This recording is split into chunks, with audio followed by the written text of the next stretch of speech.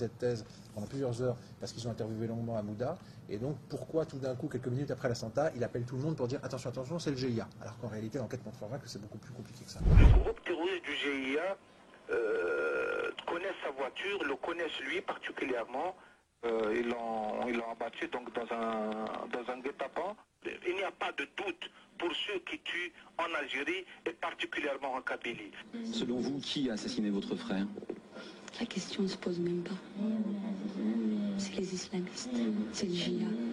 Lors de la discussion, il m'a dit de toute façon ton intervention lors de l'assassinat, elle a été appréciée à haut niveau militaire.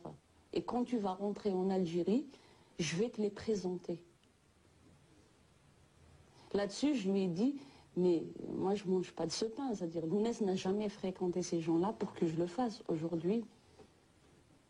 Et avec une petite tape comme ça amicale, il m'a dit, mais de toute façon, toi tu dois faire gaffe dans tes interventions, t'arrêtes de parler du pouvoir.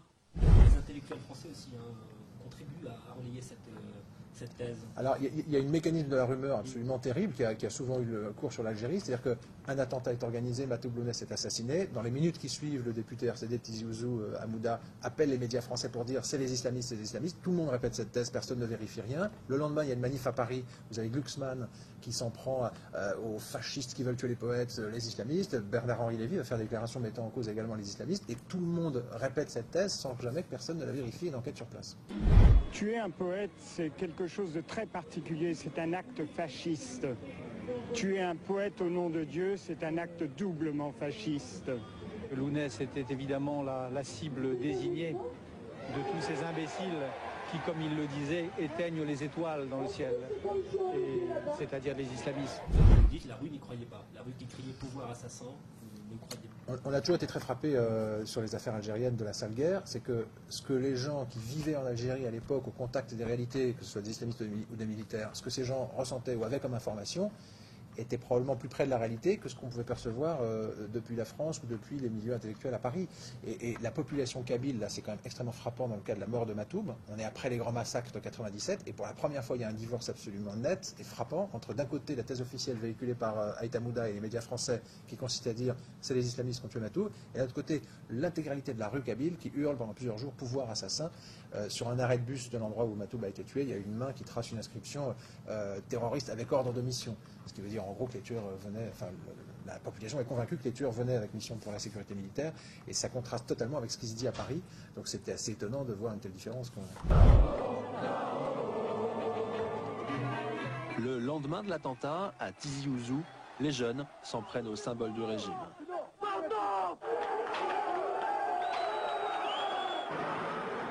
En 48 heures, c'est toute la Kabylie qui s'embrase. Sur l'arrêt de bus du lieu de l'attentat, une main anonyme dénonce des terroristes avec ordre de mission, autrement dit des tueurs ayant agi sur ordre de la sécurité militaire. Les commanditaires de cet assassinat, le cerveau de cet assassinat. C'est très difficile d'en savoir plus. Les militaires algériens, eux, ne nous ont jamais répondu. Il y a des dissidents de la sécurité militaire algérienne qui ont créé il y a quelques années le MAOL, Mouvement algérien des officiers libres, qui ont publié tout un dossier sur Internet affirmant que en fait, le clan dur de l'armée à l'époque voulait déstabiliser le président Zerwal. Zerwal, à l'époque, qui était un général, mais quand même qui essayait de faire des arrangements avec les islamistes, de les sortir de prison, de faire des compromis politiques. La thèse du Maol est de dire que le clan dur de l'armée ne supportait pas la volonté de Zerwal de trouver un compromis politique en Algérie, et donc il voulait absolument le déstabiliser. Créer le chaos en Algérie pour...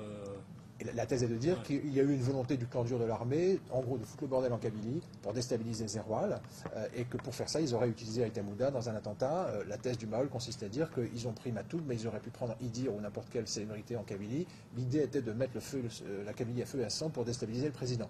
Je note que quelques mois à peine après l'assassinat de Matoub et la grande colère kabyle qui a suivi, Zerwal est effectivement tombé quelques mois plus tard et il a été obligé de quitter le pouvoir. Si Matoub n'était pas disponible, ils auraient tué Aït Mguellat. Si Aït Mguellat n'était pas disponible, ils auraient tué Farhad Mehni. Si Farhad Mehni n'était pas disponible, ils auraient tué Idir. Une personnalité kabyle. 11 ans après cet assassinat, la thèse de l'attaque terroriste, donc vous semble irréaliste. Vous croyez que la vérité pourrait un jour être